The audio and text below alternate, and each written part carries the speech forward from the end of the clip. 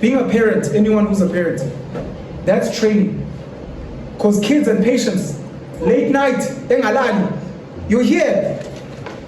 Imagine you can't throw the child against the wall. You have to calm down, bro. There was a day I left my brother with my son, and I came back, his top was off, he was sweating. And he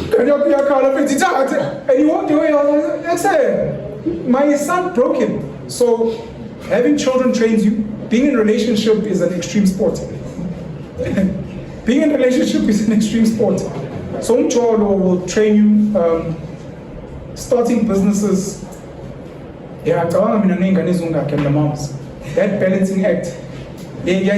So I admire someone like Jacob Zuma.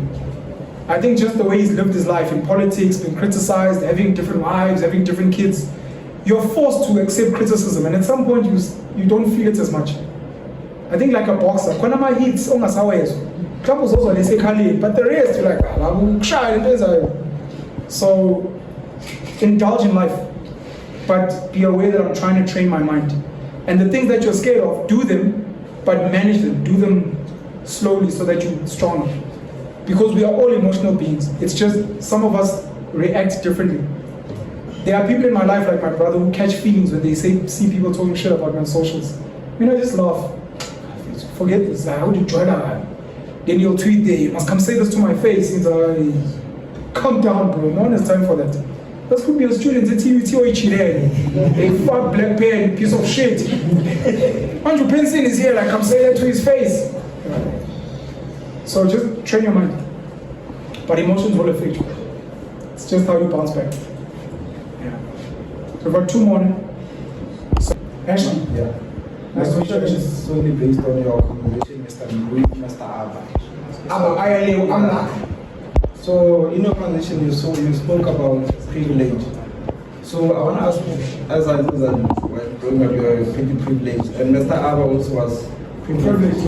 Yeah. So do you think privilege and having access when growing up brings adversity?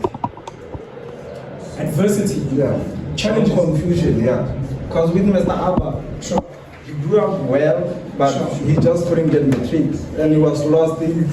That's what led him to the search, going through body system, belief systems a lot, just that kind of confusion. No, privilege can definitely do that. Is the short answer to your question. What struggle does, struggle gives you a purpose. If you grow up in a squatter camp, your purpose in life is to get your family out into Ekas. If you grow up Ekas, your ambition in life is to get out and move to the suburbs. If you live in the suburbs, you've seen people with mansions, your ambition is to, the black people during apartheid, their purpose became overthrowing the apartheid government, and that became their struggle. Today we speak about the economic struggle and not what. What privilege, specifically financial privilege, does is it takes away struggle. And it leaves you without a purpose. That's why so many kids of rich people take drugs, some commit suicide. In Silicon Valley, for example, a lot of the kids of millionaires and billionaires take their lives. And you're like, they don't have a purpose. It's a condition called existentialism, where you can't figure out why am I here. The poor kid, when you ask why you're here, that's the driving factor. My time I was in prison and I'm positive to the youth. But if it's like you come from, well, my parents have 6 cars, I live in a mansion, my parents give me 10,000 rand pocket money a month, I don't know, maybe let me snort some coke. I don't know, bro. Fuck.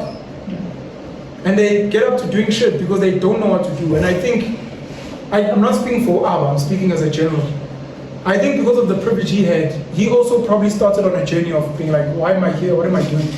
And it's a journey he's been on, and luckily it's led him to a good path where he is now. Most other people really struggle. And it's one of the things many of us need to be worried about if we ever get to a point where we have money. Don't steal your child's struggle. Whatever that struggle may be, don't overcompensate. My dad wasn't around, therefore I'll give you everything. No.